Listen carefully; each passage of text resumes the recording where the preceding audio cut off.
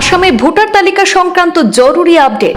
আজ প্রকাশিত হয়েছে ছবি সংযুক্ত খসড়া ভোটার তালিকা। আপনার নাম খসড়া ভোটার তালিকায় অন্তর্ভুক্ত হয়েছে কিনা তা এখনই যাচাই করুন। নাম না থাকলে কি করবেন? খসড়া ভোটার তালিকায় নাম না থাকলে আতঙ্কিত হওয়ার কোনো কারণ নেই। কোনো ভুল বা অসঙ্গতি থাকলে অভিযোগ দাখিলের সুযোগ রয়েছে। অভিযোগ জানানোর সময়সীমা আগামী 22 জানুয়ারি পর্যন্ত দাখিল করা যাবে আপত্তি এবং সংশোধনের আবেদন।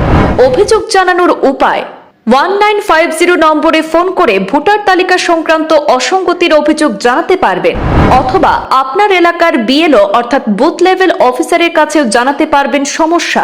নিষ্পত্তির সময়সীমা আগামী 2 ফেব্রুয়ারি পর্যন্ত ভোটার তালিকার সব অভিযোগ এবং সংশোধন প্রক্রিয়া সম্পন্ন করা হবে।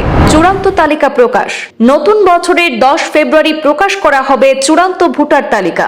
voters.eci.gov.in এই ওয়েবসাইটে গিয়ে সম্পূর্ণ ভোটার তালিকা দেখা যাবে। আসামে ভোটার তালিকা সংক্রান্ত একটি গুরুত্বপূর্ণ আপডেট সামনে এসেছে। আজ রাজ্য জুড়ে প্রকাশ করা হয়েছে ছবি সংযুক্ত ভোটারের খসড়া তালিকা। নির্বাচন কমিশনের তরফে জানানো হয়েছে, এই খসড়া তালিকায় ভোটাররা নিজেদের নাম অন্তর্ভুক্ত হয়েছে কিনা তা যাচাই করতে পারবেন। খসড়া ভোটার তালিকায় যদি কোনো ব্যক্তির নাম অন্তর্ভুক্ত না থাকে তবে আতঙ্কিত হওয়ার কোনো কারণ নেই।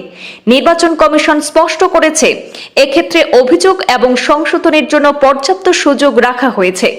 কোনো ধরনের অসঙ্গতি, নাম বাদ পড়া বা তথ্যগত ভুল থাকলে ভোটাররা আগামী 22 জানুয়ারি পর্যন্ত আপত্তি বা সংশোধনের আবেদন দাখিল করতে পারবেন। অভিযোগ জানানোর জন্য 1950 নম্বরের ফোন করে পাশাপাশি সংশ্লিষ্ট এলাকার বুথ লেভেল অফিসার বিএলওর সঙ্গেও যোগাযোগ করা যাবে।